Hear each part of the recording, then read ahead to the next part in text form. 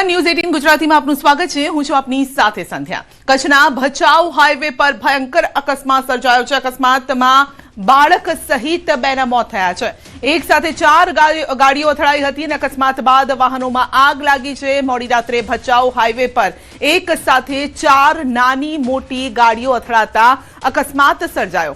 આગના ઝપેટમાં એક કાર આવી જતા એક પરિવારને બચાવવામાં આવ્યો છે, જ્યારે કે કારમાં સવાર अन्य लोको दाझी जता 2 लोकोना मौत थया छे। फायर विभाग घटना स्थळे पहोंची कार में सवार अन्य लोकोने बहार काढी होस्पिटल खसेड्या छे। परिवार अंदर फसायेल बचाव फायर टीम तत्कालिक घटना स्थळे पहोंची અને જોતા કે નગરપાલિકાના એક કર્મચારીઓ ત્યાં પહોંચી ગયેલ, તેના પત્નીનો પતિ પત્નીનો બચાવ કરેલ છે અને અંદર એક 2 વર્ષનો બાળક જે અંદર ફસાયેલ હતો અને સતત આગ ગાડીમાં પકડી જતા સતત પાણીમારો ચલાવી અને એક બોડી રિકવર કરેલ અને પાછળ ટેલરમાં જે 3 અકસ્માત બીજા થયેલા હતા, જે ટેલરમાં એક ડ્રાઈવર ફસાઈ જતા તેમને પણ તેની બોડી રિકવર કરી અને હોસ્પિટલ ખસેડેલ છે। તો વડોદરામાં વધુ એક સ્ટન્ટ હદ વટાવી છે। ગોત્રી પ્રિયા સિનેમા પાસે કર્યો છે ખેલ। ચાલુ કારની ઉપર બેસીને સ્ટન્ટ કર્યો છે। ફેમસ થવાની ઘેલછામાં પોતાનો જીવ જોખમમાં મૂક્યો છે। કાર ચાલકે જોખમી રીતે કાર ચલાવીને સ્ટન્ટ કર્યા છે, તો પોતાની સાથે સાથે અન્ય લોકોના જીવ પણ જોખમમાં મૂક્યા છે અને અન્ય વાહન ચાલકે યુવકની કરતૂતનો વિડીયો બનાવ્યો છે।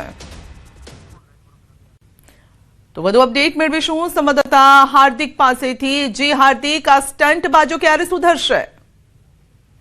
बिल्कुल थी। जो वडोदरा शहर की बात करिए तो वडोदरा शहर में छेल्ला घणा समय थी आ रीते स्टंटबाजो बेफाम बनता होय छे अने सोशल मीडिया में वायरल थवाना चक्कर में पोतानी साथे साथे अन्य लोकोना जीव पण जोखममां मुकता होय छे। आ जे विडियो तमे जोई रह्या छो ते गोत्री प्रिया सिनेमाथी भायली तरफ जવાનો जे रस्तो छे त्यानो विडियो छे। गईकाले सांजे आज कार चालक छे तेना द्वारा वाकीचूकी कार चलाववामां आवी हती अने बीजी महत्वपूर्ण अने गंभीर बाबत ए छे के जे कार छे एनी उपर एक युवक जे छे ते बेठो हतो, એટલે કાર ચલાવનાર અને કારની ઉપર બેસનાર આ બંને જણે જે છે તે સ્ટન્ટ કર્યા હતા અને અલગ અલગ ખેલ કરીને લોકોના જીવ જોખમમાં મૂક્યા હતા, સાથે પોતાનો જીવ પણ જોખમમાં મૂક્યો હતો।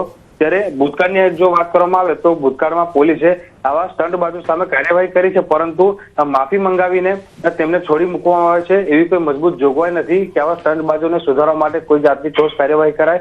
એના કારણે જ આ સ્ટંટબાજો બેફામ બન્યા છે અને કાયદાના લીલા ઉડાવી રહ્યા છે અને પોલીસને રોજે રોજ પડકાર જે છે તે ફેંકી રહ્યા છે। જી, આપનો આભાર। सूरत में सामान्य बाबते वॉचमेन पर जीवलेण हुमलो थयो छे। उतराण विस्तार में वेदांत सोसायटी में रहता पिता पुत्रए कर्यो छे जीवलेण हुमलो। वॉचमेने खुर्शी सरखी मूकवानुं कहता उश्केराईने हुमलो कर्यो छे। समग्र घटना सीसीटीवी में कैद थई छे। वॉचमेन द्वारा पिता पुत्र विरुद्ध फरियाद पण नोंधाववामां आवी छे। વધુ અપડેટ મેળવીશું સંવાદદાતા કીર્તેશ પાસેથી। જી કીર્તેશ, નાની અમથી વાતમાં લોકો પિત્તો ખોઈ રહ્યા છે ને આ રીતે મારામારી પર ઉતરી આવે છે। बिल्कुल गुजरात में कायदो व्यवस्था की स्थिति लथड़ी रही है। पोलीस गमे तेटला वरघोड़ा काढे, गमे तेटला आरोपीओ ने पाठ बनावे, पण हवे आरोपी नहीं पण सामान्य व्यक्ति पण सामान्य बाबते कायदो हाथ में लई लेता होय छे। त्यारे सूरतना उतराण विस्तारनी घटना है। वेदांत सोसायटी में रहता पिता पुत्रए वॉचमेन पर हुमलो कर्यो छे। वॉचमेने मात्र खुर्शी मूकवानी सामान्य बात करी अने पिता पुत्र उश्केराई गया अने वॉचमेन ने मार मार्यो छे। समग्र घटना सीसीटीवी में कैद थई छे। जो कि सीसीटीवी वायरल थता हवे पोलीसे आ मामले कार्यवाही शुरू करी है। पण सूरतना कोईपण छेड़े जाओ सवार थतानी साथे असामाजिक तत्वों अथवा तो आ प्रकारनी घटनाओं सतत सामे आवी रही है। जी, आपनो आभार। आ तरफ वडोदरामां वोर्ड 12 में भूवो पड्यो छे। जागृत हनुमान मंदिर थी अकोटा गार्डन तरफ जता रोड पर भूवो पड्यो छे। तो भूवो पड़ता कोर्पोरेशने भूवा फरते बेरिकेडिंग कर्युं छे। अकोटा थी मुज महोड़ा रोड पर छेल्ला 2.5 वर्ष में 40 થી વધુ ભૂવા પડ્યા છે। આ વિસ્તારમાં રહેતા નાગરિકો ભૂવાના કારણે ત્રાહિમામ પોકારી ગયા છે।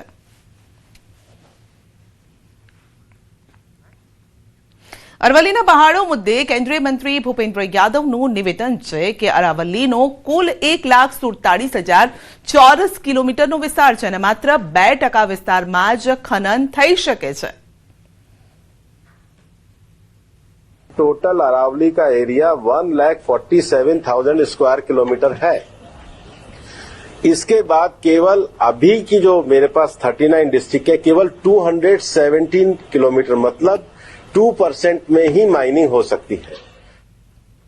મહીસાગરના બાલાસિનોરમાં કમળાના વધતા જતા કેસોને લઈને જિલ્લા કલેક્ટર લઈ રહ્યા છે અસરગ્રસ્ત વિસ્તારોની મુલાકાત.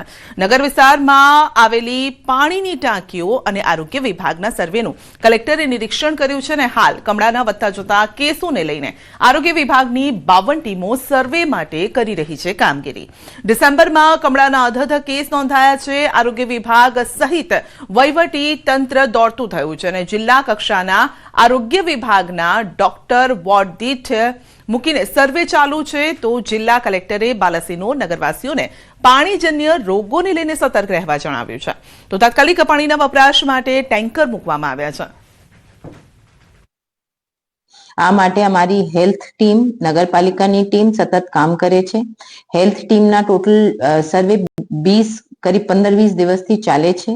ટીમ હવે વધારવામાં પણ આવી છે. હવે 52 ટીમ્સ કામ કરે છે. અલગ અલગ વિસ્તારમાં આ લોકો એક સર્વે કરશે કે કેટલા લોકો પાણીના શું સ્ટેટસ છે, ફિટ છે કે અનફિટ છે, ક્લોરિનેટેડ છે કે નહીં. અને પછી જો જેમને સારવારની જરૂર હોય, જેમને કોઈ થોડા ઘણા સિમ્ટમ્સ હોય તો એમને સારવાર પણ મળશે, એમને રેફર